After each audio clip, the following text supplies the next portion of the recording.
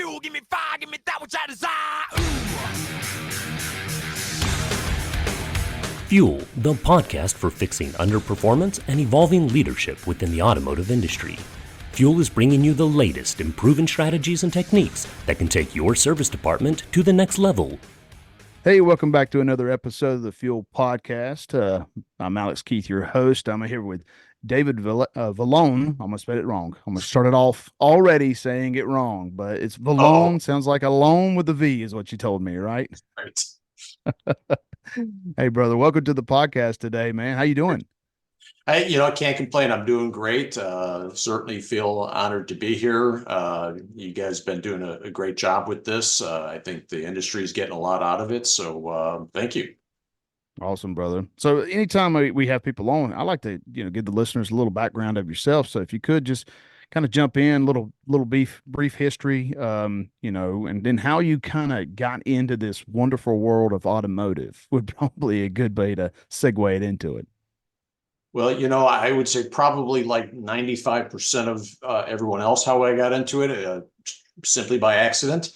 I was in high school and there was a Sears store opening up in a new mall close to my house while I believe I was probably between my junior and senior year of high school. So I got a job there and I was helping them set up the store, put all the shelving up and all that. And somebody told me, he said, automotive is where it's at. That's where you need to go. That's where the opportunity is. I was a young kid, impressionable. I'm like, oh, sounds like a good idea to me. So I started hanging out back in the automotive section, helping them put together all the displays and shelves and all that. The manager there took a liking to me, made me a salesperson on the floor in the automotive department when the store opened. And literally, probably within 2 weeks, made me a part-time service advisor working in the back shop.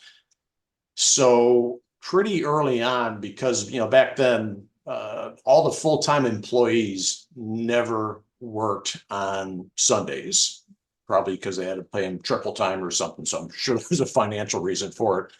But so on Sundays, I was the part-time service advisor, but I was running the show on Sundays. Customer complaints, managing the people, passing out the work. I was literally a one-man show at the age of 17 years old. So kind of trial by fire, got thrown into it, but really liked it. I liked working with cars. I had several, sports cars when I was, 16, 17. So I was into cars and it just made great sense. And, I really enjoyed doing what I was doing there. And so from that just led to, I had started attending a local college, but then I was fortunate enough to get a job as a porter, a car parker at Hanley Dawson Cadillac in downtown Chicago. They were probably like one of the very first, I wouldn't call them mega because they only had about 5 or 6 franchises back then. But, I'm going to date myself now. In 1982, that was very large back then. So, I found myself working there, literally within 2 weeks of being there. I walked into the fixed operations director's office, older German guy, really thick accent, really bushy eyebrows, and kind of an intimidating guy. But I sat down, I said, I'd like to be a service advisor.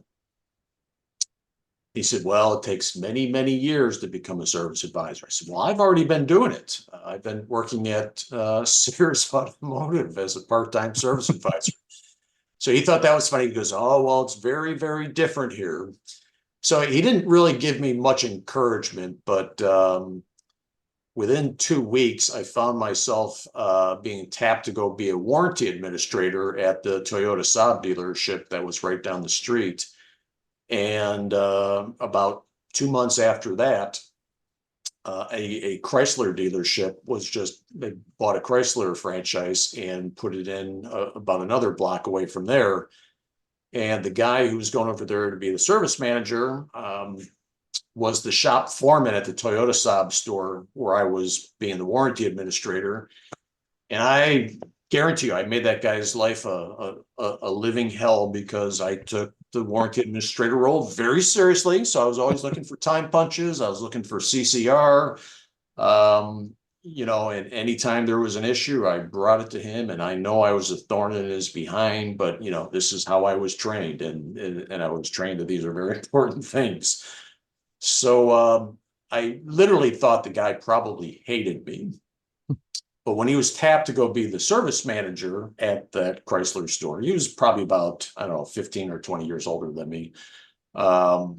He wanted me to come be his only service advisor at that store. So, I can look back on it now and it certainly all makes sense. I mean, we want people who are dedicated to what they're doing, who are, looking to grow their careers. I mean, those are the people that we all want to go out and hire, right, to put on our service lane. So I was very fortunate to go over there at such a young age to work in a dealership that was really as prestigious as Hanley Dawson, because they certainly were the most prestigious dealer group out there at that time.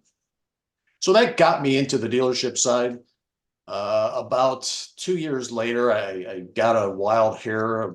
I wanted to get in sales. I saw how much money our salespeople were making at the Toyota Saab store. I mean, you got to keep in mind, it was a very different world back then being a car salesperson. These salespeople, and this is back in the early 80s, they were making well over $100,000 a year. That was really huge money back then. It's good money now, but back then it was, almost unheard of. So the sales manager there said, well, Dave, it takes many, many years to become a salesperson.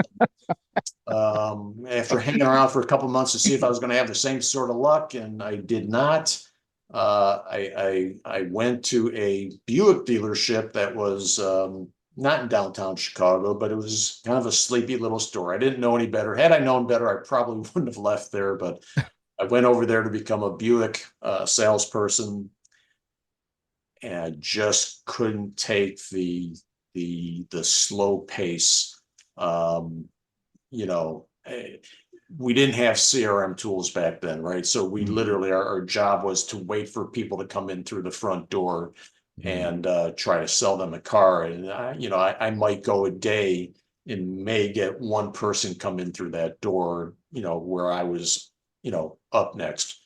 So I did not like that. I returned to a Nissan store probably about 8 months after taking the new car sales position, and became an assistant service manager for a Nissan store that wasn't too far from where I lived. And that was a lot of fun. They really hired me because of my warranty experience more than anything else. So I went in there and cleaned up a big warranty mess that they had. They had a bunch of old claims that they didn't know if they could still get paid for. So I helped clean that up, did a great job getting most of that paid for by the manufacturer. So the dealer moved me into a service advisor role full-time after the warranty mess was cleaned up. And I enjoyed that. That led to, an opportunity out in Dallas, Fort Worth, Texas, actually. And that was more or less because my older brother had moved out there like a year before my wife and I moved, or we didn't move. First, we went and visited there. We really loved, especially like no winters, but just everything was really new, and so many young people our own age were moving there. So it just seemed like the right thing to do. So we moved to Dallas, Fort Worth, Texas, and I immediately got a job as a service advisor for a Cadillac dealership in Arlington, Moritz Cadillac. And that got me, back involved with, Highline autos and Highline customers. And that was, I think, a good thing for me at that point, because, working with, Cadillac clientele back at that time was definitely different from working in a domestic store or even a Toyota or a Nissan store. So I was grateful for that experience. And then after being there for about, I don't know, probably about a year and a half, I answered a blind ad of somebody looking for a service manager for an import store. And, I was 23 years old at this time, and didn't think my odds were great, but I answered, I pursued the ad. I was a very motivated, aggressive person looking to grow. And somebody called me and said, "Hey, I'm looking for a service advisor." So the blind ad, I never specifically heard from, but I heard from somebody who just got my name from somewhere that needed a service advisor. So I go in over there. It's a company called Goodson Acura in DFW, Texas. And the service manager interviewed me, hired me as a service advisor. And what made sense there was it was a young, up and coming dealership. I was his first and only service advisor. So I saw it as an opportunity for some growth and perhaps to, take over for this guy, because he was probably about 25 years older than I was. And so after being there for about 3 months, the dealer principal came down and saw me and told me, "Well, we just let our service director go." Like, oh, okay. And he offered me the position and said, "We were the ones that you answered that blind ad to." So apparently he had placed the blind ad looking to replace the guy. And I just happened to be lucky enough to respond to the ad. And I will tell you, Keith, that first manager role there, it's always important for any of us, right? We get into a managerial role, and depending on who our dealer principal and general manager are, it can really make or break how fast we grow, how much we learn. And I was just so fortunate. The dealer principal there was a very straight-laced, tightly buttoned down guy, by the book. And the general manager there was a crazy, high energy, could motivate people like nobody I'd ever seen before. He just type of guy walks in the room, lights up the room. And so I had these two mentors all of a sudden that really gave me different things and taught me different things. I still to this day and feel extremely blessed that was my first managerial role that I got to go to, because it just made such a difference in the rest of my career. So I stayed there for about 6 years. And then I've always had somewhat of an entrepreneurial streak in me. So I decided to create a service advisor training program. I had never seen one in the industry. So now we're talking, this is 1993. There was always tons of like new and used car sales training programs out there that people were marketing, but nothing in service. So I said, this is an opportunity. So I worked on creating a huge training book, kind of written like a book, but I was trying to make it more into a manual. And then I was going to have a cassette tape. Remember cassette tapes? Oh yeah. Cassette tape old go mixtape. along with it. Right. And market that to dealers across the country. So I get this book written. And again, I'm 23. I've never written a book before or anything like that. So in my mind, I thought it was pretty good. Thankfully, I had an older friend read it for me, say, "Hey, give me your input." And of course, I thought it was going to come back, "Oh, this is great. Yeah, this is awesome job." And thankfully, they were honest with me, and they're like, "I would really consider hiring an editor to, maybe take a look at this, just maybe clean some things up here and there." Well, so I did that. I hired an editor, and we basically rewrote the entire book from start to finish. But I was glad I did, because after looking at the finished product compared to what I had first put together, what I had put together was a disaster in waiting. So I was very fortunate that I followed through and did that. So anyway, that's 1993. I'm marketing this thing across the country. I had left Goodson at that time because I thought this was going to lead to a lot of things and hopefully some consulting work. Keep in mind, I'm, at this point now, I guess I'm 27, and I had never consulted before, obviously, but I was thinking that this is going to prepare me and make me ready for that.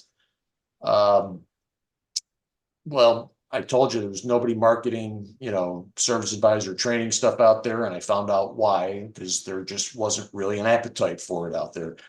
I mean, I sold some, I was getting probably literally like maybe a 1% response rate from the industry, just blast mailing, a brochure and all that to every dealership in the country, and got about a 1% response rate. I did it a second time, got a little bit less of a response rate that time. So I quickly saw it's like, okay, this isn't going to, kind of take off as quickly as I hoped it would. So then I found myself going back to work for an Acura and Chevrolet dealer that was here in the DFW Metroplex. And it was a challenge. This guy was really looking to do some cool things. He flew me and his general manager to CarMax out in Virginia to go mystery shop them, because he had seen them. They had been out for, I don't know, maybe a year at that point.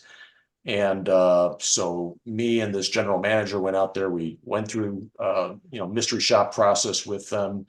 And I got to tell you, Keith, as soon as I walked in, I was blown away by what I was seeing. I'm just looking around. I'm going through this experience with a salesperson who was, not a commission-based salesperson. So it was a totally different structure, different setup. And I just walked away from that experience going, this is the future of the industry. This is where we're going. This is where I got to be. So he really sold me and the general manager on this whole, hey, I want to take my Chevrolet and my Acura dealer and I want to turn it into this one price store. And so he had these big bold plans. But he was a third generation dealer. So his grandfather had actually started the dealer, then his dad took it over, and then he took it over. So many of these people working for him were people that had been there for decades and his grandfather had hired. And as you know, if you're going to go in there and create that level of change inside of any organization, let alone a dealership, not everyone's going to make that journey, right? No. These are big changes. So not everyone's going to make that journey. And he really started to struggle with the execution side of that when he started, because we would, meet 3 times a week and kind of come up with a plan of how we were going to convert from what we were to this new way of doing business, including, we were going to put technicians on an hourly pay plan and take them off a flat rate. Oh boy. Because at that time, that's, that was, being talked about in the industry for the first time. And it's like, okay, let's do this. But when it came down to making some of these hard decisions, he just really struggled on the people side. And I can understand, but the problem was I signed up because when I interviewed with this guy, he was already telling me about this. Hey, this is what I want to do. And I'm going to send you out to CarMax. I want you to experience it yourself. So he really got me sold on the whole concept. Well, after being there for about a year and seeing that, okay, he's just, this is not going to happen. And it never did happen, unfortunately. But about this time, a company called Car Choice came to DFW, and they were working on opening up their first location out in Louisville. It's oddly enough, it's now the AutoNation Honda store out there on I-35, but it was first built to be this huge, used car super center with, like 1,000 vehicles in inventory, huge plans. So I went over there and answered an ad for, well, at that point, I think it was actually for a recon manager. So when I went in there and interviewed for the role, he's like, hey, we didn't think we'd get anybody answering this ad with this type of experience. So he definitely wanted to make room for me. But, the pay literally was about a third of what I was making. So now the moment of truth comes, right? She's like, okay, well, how bad do you want this? Luckily, my wife had a good job at the time. And so financially we could do it. And it was a risk. I knew it was a risk. But I jumped in And literally the first day I started there was a challenge, and the actual founder, the owner, the CEO came down and talked to me. He's like, "Hey, look, we were going to put you in this role, but we decided to give this guy another chance, and but I don't want to lose you. Is there something?" You just said, "Look, I could put you selling cars. I could put you in the business office, doing F&I, which of course we didn't call it F&I." But so he offered me to sell cars or to be F&I. At this point, I was already there. The opportunity was still there. I was still excited about it. So I took the job doing F&I. And that was a very, that was actually a fun experience. I knew, extended warranties inside and out. So I actually did a very good job, selling products, in particular the extended service contracts. But about 3 months after that, the person that they were hoping was going to work out didn't work out. So next thing I know, I'm running the reconditioning operation. We are getting ready to open up our second store in Sterling Heights, Michigan. So I started traveling back and forth. And so what happened was they had built all this infrastructure and all their financial projections based on selling 1,000 used cars per month in each location. Oh boy, that's getting after it. Boy. So look, I mean, a lot of us weren't really that in tune yet to know what a challenge that was. Yeah. CarMax, who had been open for quite some time at that point, I don't think ever sold more than 350, or maybe their best month was 500.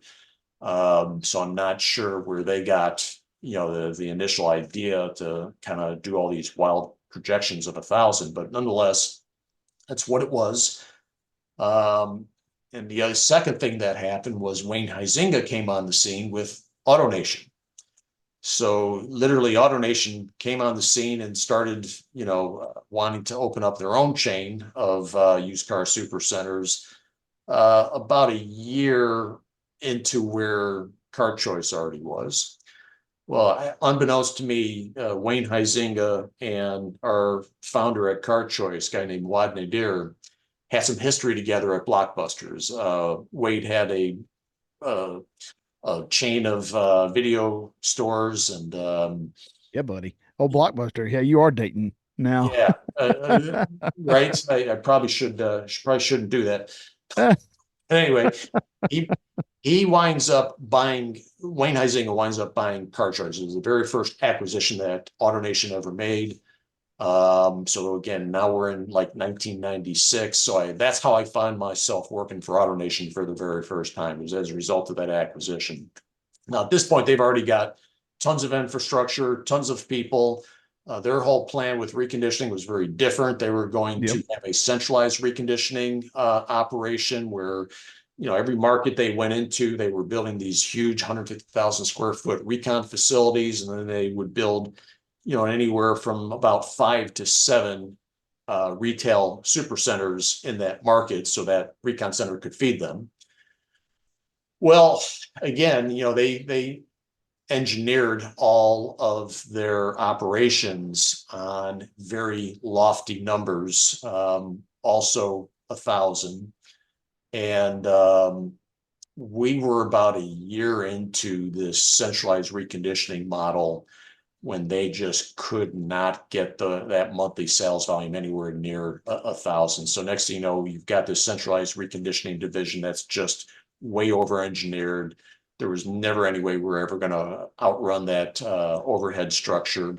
So even though I count that as probably one of my most eye-opening career experiences I ever had, because we were using Toyota manufacturing principles in this recon operation. So that meant hourly paid technicians, true team systems in the mechanical area, manual transfer process in the detail lanes, manual transfer process in the body and paint repair department, where we had severity lanes. We had 5 different lanes, and so depending on what each one of these cars needed when they came into the paint and body restoration area, they would get pulled into one of these lanes.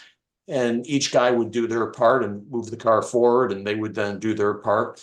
So just a totally different way of anything I'd ever been exposed to in retail. And it really opened my eyes to what's possible, right? And we had a great trainer there who was training all of the management team on the lean management principles that, you know, that really gave Toyota manufacturing its fame. So I don't think I could, that had to be my single most important experience in my career, certainly up to that point, to just be able to learn a whole new way of looking at automotive service and repair.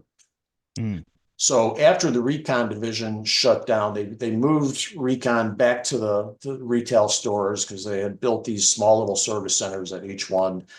So they shut down centralized reconditioning. I left AutoNation, actually had an opportunity to go help a local make-ready company called Uniseal here. They're still around. The owner unfortunately passed away several years ago, but I helped him get into all the other types of repairs like wheel repair, windshield repair, paintless dent repair, you know, all that type of specialty services, because, you know, that's really what we were primarily doing at these recon centers, right? So I got to work with him, help him get that up and running, and then he basically took that over after I was done. Also had a consulting assignment with that GM I was telling you about earlier, that was real high energy guy. Well, he had gotten his own Chrysler Jeep store by that point, and also got himself into a warranty problem. So I went in there and helped him clean that up, get some processes in place, and then out of left field, I get contacted by a company called Carter and Carter International. They were a consulting company based in the UK that primarily was focused on the collision repair industry. So they had a bunch of contracts with a lot of the automakers, you know, that were in Europe, but one of them was with General Motors. And General Motors was coming out with this Good Wrench Auto Body Center program. So this is going to be a big program where they were going to go out and they were going to certify all these dealership collision centers to, you know, come up with a certification program to help driving people, you know, into their collision centers, all for the purposes of, right, so they could sell more OEM parts and also do a better job at retaining customers, right? Well, now that's commonplace, right? Just about every single OEM has a certified collision repair program. Well, this was like the very first one back then. So they brought me on board primarily to help with the development of the, you know, the manuals. I, oddly enough, for whatever reason, got the human resource manual that I was in charge of. So we did that for about 6 months, and then we were rolling the program out in the field. So I was visiting just all kinds of General Motors collision centers, along with one of the, you know, like the regional service rep from General Motors, you know, where he would go in and pitch the program, and I would go in there and kind of, you know, do an analysis of where they're at. Do they have the right equipment? Do they have the right size facility and so forth? So it was fun, but I also, in the meantime, got a CSI improvement project with Porsche North America. They had a bunch of struggling dealers that were struggling on the CSI side. They handed that project to me. I was so happy, so grateful to have it. So I had a handful of Porsche dealers on the West Coast that had CSI challenges. I got to go in there and, you know, I had a one-day assessment where I would go in there because, you know, keep in mind, these are Porsche stores. They're not huge stores. I think the biggest one had 3 service advisors. But I got to go in there and, you know, do an analysis and figure out, okay, what's at the root of their CSI problems. And that was a lot of fun. What I learned from one of them, though, was the biggest challenge to the CSI was the actual dealer principal himself, the guy whose name was on the building. He was a German guy. certainly a nice guy to me anyway. He was happy to have me come in there and go check out his store and tell him what the issues were. And after talking to and interviewing the general manager, the service manager, the cashier, and the receptionist and the service advisors, it was pretty clear that the challenge was that this man who spent most of his time in Germany, he would be flying into the States about every 3 months, coming to the dealership and just attack all of the managers there for underperforming on primarily CSI. So there was a morale challenge there, and I had to figure out the right way and the best way to let him know that he was the primary challenge that we needed to do something with.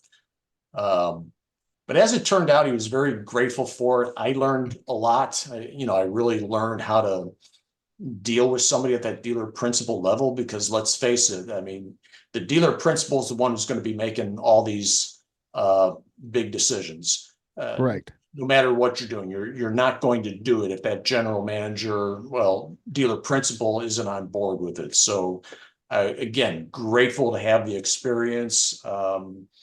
We made some great progress at that store. Matter of fact, in the Porsche newsletter that they sent out to the dealers every month, they did a feature story on the Carter and Carter program, and highlighted me. So it gave me a lot of great publicity at that point.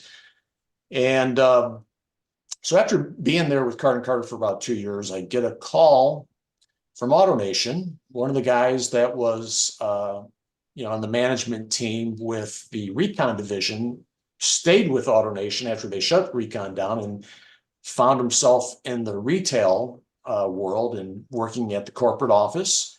Well, he had just gotten promoted to vice president of fixed operations. And nice. He needed to backfill himself, as he's looking for a national fixed ops director at that point. So I was obviously thrilled to get the call and to be able to go over there. AutoNation was clearly the largest auto dealer group at that time. They might still be, I don't know, Lithia may have caught up to them by now, but wow, what a great, I felt extremely lucky to get that call. Didn't have to think about it very long at all. Went out there, met him again and met some of the other people on the team there, and accepted the position. So now we're talking, this is like January 2002. I found myself working for AutoNation's corporate office as a national fixed ops director. And just again, thrilled to be there. So over the years, I've worked for AutoNation 3 separate times. I was with them for about 5 years that time. Again, like I said, I've got an entrepreneurial streak in me. When X-Time came on board, I really saw that, okay, this is definitely going to go someplace. Online scheduling wasn't really heard of at that point. So we did a pilot program with them and found ourselves getting literally probably 5 to 8 brand new first-time customers that had never been in the dealership before that came in through the online scheduling tool alone. So what that told me was that with no advertising, no marketing whatsoever to these folks, they found the online scheduling tool and wanted to make an online appointment. So that really clinched the deal for us. We wound up rolling that out across all the stores. I liked the company so much. They had asked me to be on the board of directors. Nice. So I was happy to jump at that opportunity. I left AutoNation because I was looking to now develop that into some consulting work with some of the vendors that I had the opportunity to meet over the years there. And stayed there doing that for about, I guess it was probably 2.5 years. And then when the great financial meltdown happened in 2009, unfortunately took a fair amount of my net worth with me or with it. And so I find myself, looking to get more full-time engaged again, and just a headhunter who was a former guy from AutoNation, found me and said, "Hey, I got this dealer group looking for somebody." He wouldn't tell me who it was. I'm like, Oh boy. "Okay, well, yeah, sure. I'd love to talk to him." It's like, "Okay, well, give me some time." So it was literally like probably about 3 or 4 weeks later, he finally calls back. Well, as it turned out, he was trying to get the exclusive deal for recruiting for the role. And it turned out to be Van Tile. I got to meet Larry Van Tile, had dinner with him and his wife and my wife, and really sold me on the opportunity. And certainly, like I said, I was ready to get back to work. So we moved to Phoenix, got involved out there, and it was interesting. What we talk about when you and I were talking, before we started here, talking about what are some of the most important things in the industry. And obviously, we both acknowledge that people, our people are probably that number one priority, right? And I've always believed that. I've always believed that, my role as a manager is to first understand what it is that motivates my people. Why are they there, right? Are they there just because they need a job? Are they there because they want to grow their careers? Mm-hmm. We're all there for some reason, right? So it's my job as manager to find out what each individual person's motivation is, and then help them accomplish that. I've always looked at it as probably management's primary role is to help grow and develop their people, whatever that means to that person, right? Right. So big believer in people, big believer in retaining people. If somebody is good and they've been producing great results for you for a long time, and then something happens and then they start to maybe get off track, I'm going to really work with that person to get them back on track. And I've got the patience, and I believe the wherewithal and the ability to help with that. Thank you for joining another episode of the Fuel Podcast. Always be sure to like, follow, or subscribe to be notified when new episodes are being dropped. And click the link below to review any of the show notes for additional information. Or you can email the Fuel Podcast with the link, as we encourage any feedback or any questions or comments from our listeners. Until next time, I'm your host, Alex Keys, with the Fuel Podcast for fixing underperformance and evolving leadership.